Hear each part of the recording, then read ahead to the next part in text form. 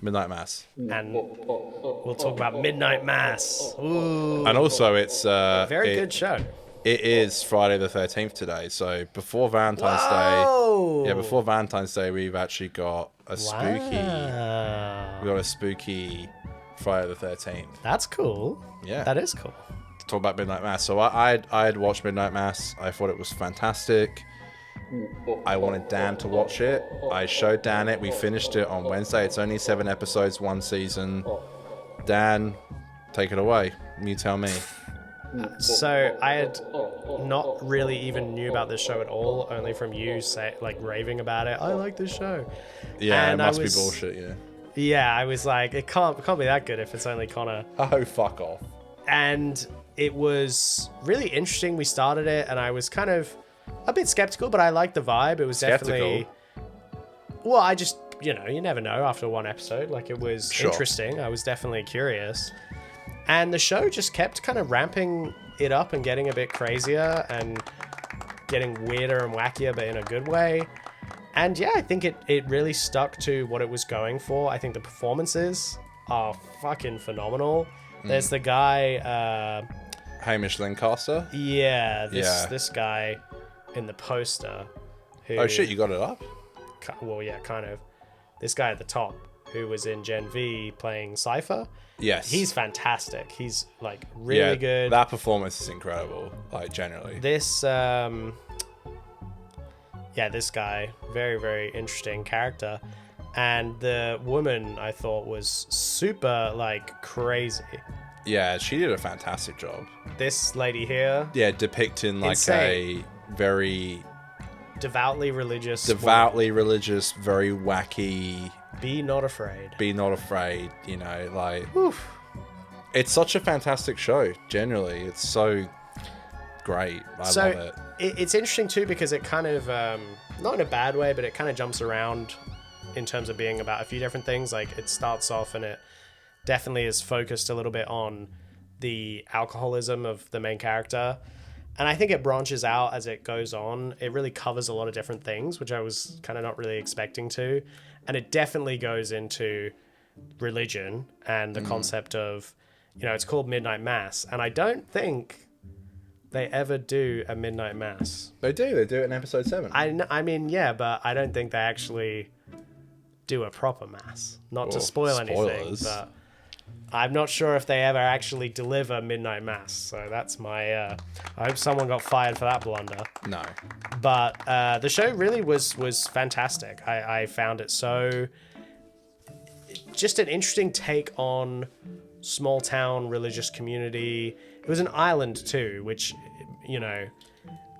is relevant these days, with Jeffrey. And...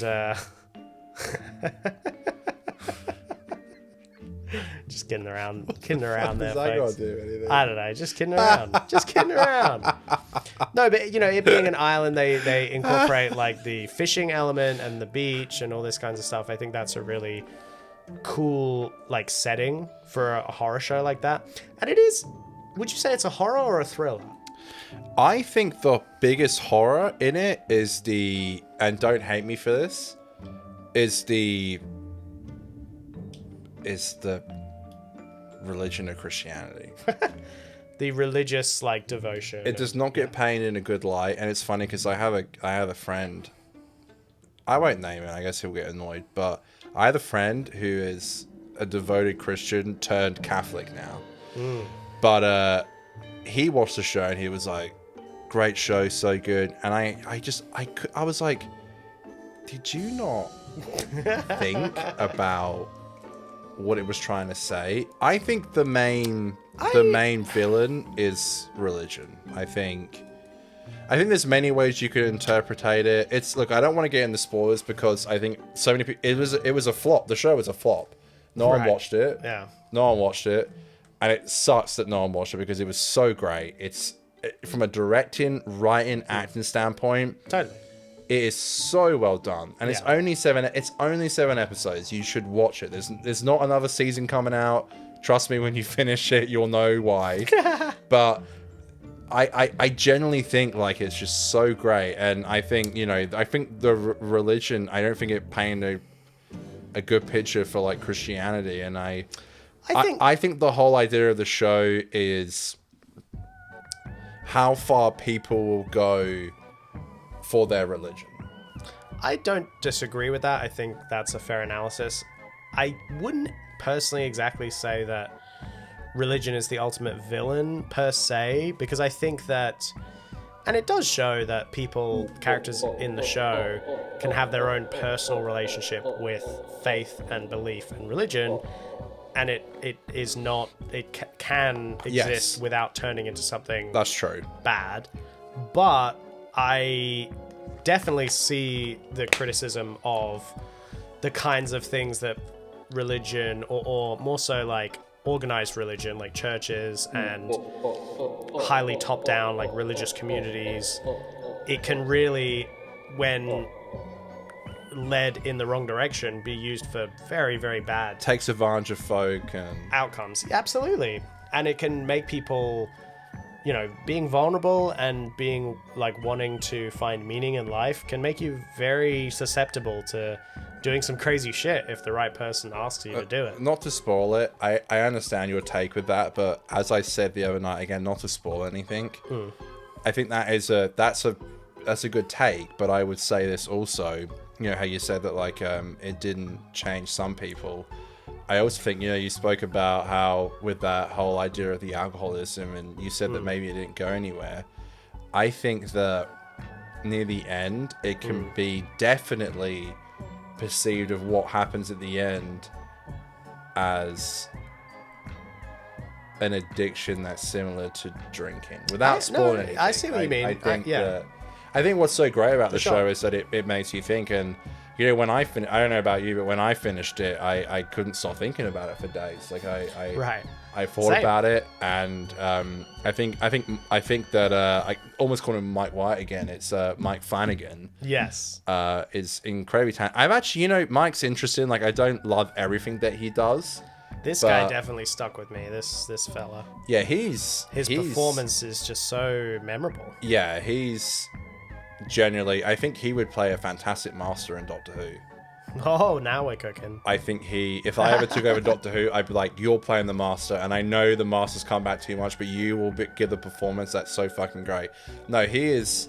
It's funny because I watched. So the reason why I found Midnight Mass is I watched Gen V, and he's in it as Cypher. Yes. And I heard people raving about his performance in Gen V, and people kept saying like, you need to watch Midnight Mass. You need to watch Midnight Mass. Like, he's so great in it. And I was like, Midnight Mass? Like, I've heard about that before. I did a little bit of research, and it was around Halloween. I watched it in October. I was like, oh, fuck it. I'll give it a try. It came out in 2021. And it was the first Netflix show to come back after COVID. Right. And generally, by the way that it's shot and filmed and acted, you can't tell that it's during COVID at all. I feel like some shows you could tell. Yeah. No, that is I don't want to, and I don't mean that in a bad way. Like, you know, sometimes people just couldn't get over it. Sure.